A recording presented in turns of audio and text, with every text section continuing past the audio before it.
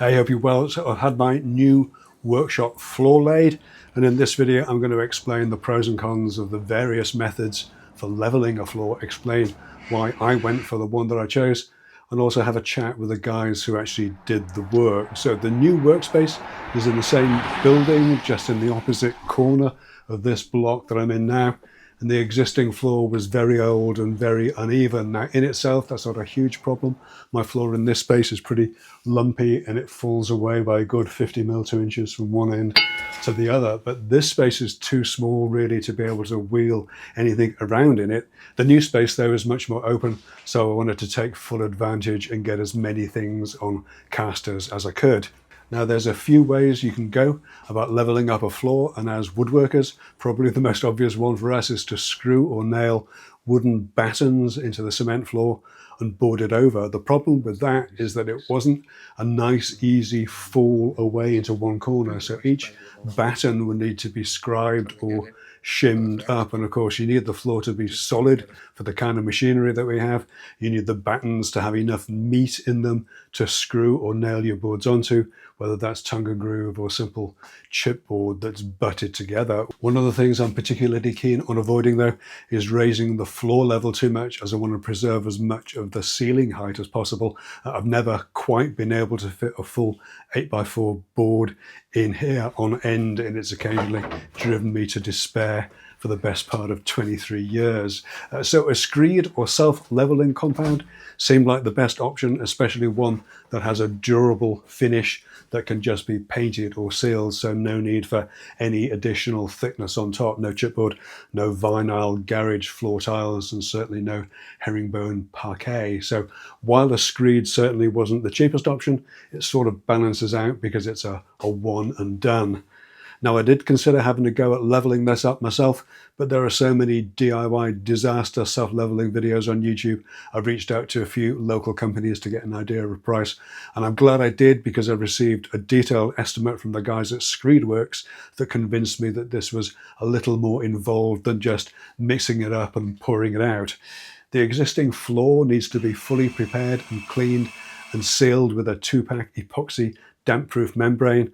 And the second coat of this membrane is beached, basically covered with a fine layer of sand to help the self-leveling compound key onto the surface. Now, when the guys from Screedworks arrived on site, they did some more careful measuring than I'd managed and found a higher spot in the floor than I was working from, which meant that the difference in height was closer to 70 odd millimeters than the 45 to 50 that I was thinking of. Too much, unfortunately, for just a poured compound. So they opted to level up the deep end in a sand and cement screed and the shallower half in a self-leveling compound, then finishing everything off with a 6 or 7 millimeter coating of an industrial self-leveling compound. And it was at this stage, just before the durable top layer goes down, that I managed to have a quick chat with Russ from Screedworks, the company that was doing this for me. Okay, so day 4, or at least the 4th visit into sorting my floor out. Russ from Screedworks, obviously expert in screeds and all things sort of flooring. Complete amateurs like me tend to use the word screed indiscriminately. Is that a reasonable sort of catch-all phrase for what we're doing? A screed is really just a relatively thin leveling layer that goes on top of a subfloor. So your floor build-up will be obviously MOT and concrete and the damp-proof membrane. That tends to leave a building's surface rather uneven because that's more about the structure. So then we add a screed on top to set the exact level that you need to meet door thresholds.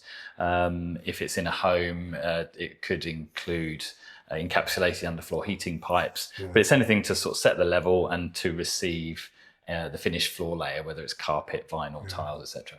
And this is about 30 square meters. Is this a typical size job for you? Is it a small one? This is a tiny job. You're normally doing commercial stuff like retail. Yeah, we do a lot of warehouses and shops. We just finished 3,500 square meters in. This is tiny, but this is very interesting. Size, but equally important. Yeah. We've got 2 types of screed in here. And obviously, when we were before you came and did the site visit, I measured up roughly, and it looked like there was about a 45mm fall into the deep end, as we Yeah. call it. You found a higher spot for me, and Yeah. it was more like 60, I think. Well, actually, there's a higher spot in the floor here, and the difference between there and there is about 75 millimeters. 75, Yeah. right, okay. So what we've done, we've put two different types of screed in. Yeah. We've got is it a sand and cement on that side, at the deep end? Yes, yeah. The very deepest sections, I've used 75 down to 20 mil of sand cement screed, and the reason for doing that is a cost. Sand is very cheap, Yep. and when you're putting 75 mil of any product, you want to kind of keep it as cost effective as possible. Where the floor then gets shallower, or the screed needed is shallower, we've switched to a self-leveling product, which can go down as little as 5 millimeters, which is covering the high spot. So this was absolutely necessary to use the two so that we could level this floor. And what we're doing today, which is fingers crossed the final visit, is you're going to float a 5-6 mil Yes. level over this. Is it a similar type to the self-leveling compound? It's somewhat similar to this, but it's a heavy-duty, high abrasion resistance wearing surface, so it's used for industrial so it's purposes. not going to crack or do anything. No. Like It's, I mean, there's going to be no significant weight on it. Obviously we can't tell what this. It's a very old building, and the state of the slab, all that variance is very indicative of movement over a number of years. But hopefully we've leveled that out to a standard which will last, many more years here. And this topping is should certainly afford you the opportunity to drop things on it and not cause major damage. It'll be easy to clean as well. And the finish that I get from it, obviously, even this one is super smooth, and presumably the finish that, once the slurry sort of settles down, it'll be a super smooth finish. It will be from the beginning. It will be a super smooth. And then, is that intended as a wearable surface, or should you cover that? You can just leave that, or you can apply like a floor paint or vinyl. Again, it's like a 2-pack epoxy type one. Exactly. But one we suggest it would be a clear coat. People like the polished concrete look. Yeah. And whilst this doesn't look exactly like polished concrete, it will have that grey appearance, and the steel will stop it picking up any stains from liquids and what have you. Yeah. Well, hopefully there won't be any liquids or whatever in a woodworking workshop. But thank you very much. That's great. I'll let you get on. We need to put a primer on this first, I think. That's right. And then you get the floor down. And how long before that settles? So the primer will take probably about 2 hours. It's quite humid today, so a couple of hours for that to dry. And then we'll spend about an hour installing the topping. That's going to be walkable probably within about 4 or 5 hours. Okay, so light foot traffic, certainly by tomorrow. And with all these products, after about 28 days, you've got the full, and I think you've got about 40 Newton strength on that. Okay. So it's going to stand up to whatever you're going to throw at it. Excellent. All right, that sounds like a challenge. I will let you get on with that. Thank you very much indeed for taking the time out of the schedule to have a chat with me today. We'll get on with the primer, and fingers crossed we'll have a floor by the end of the day. Absolutely. Thanks, Brett. You're welcome. The self-leveling compound comes in powder form and is mixed to a slurry and poured onto the substrate, and encouraged to flow with a wide trowel or leveling float that has pins that can be adjusted for a given thickness of compound.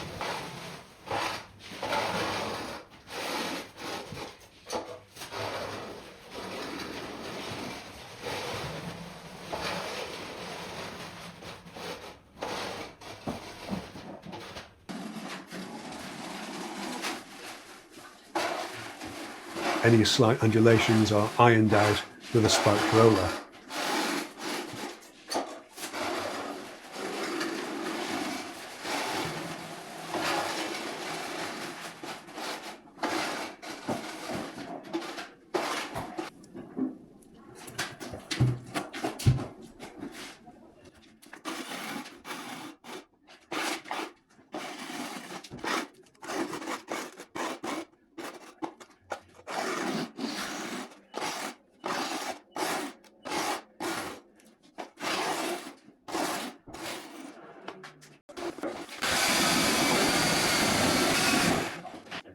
The compound has an open time of around 60 minutes, so once you start, you really need to get on with it, and unless you've got a lot of experience with it, I'd say it's definitely a two-man job, and I think that's where many of the DIY options fall down.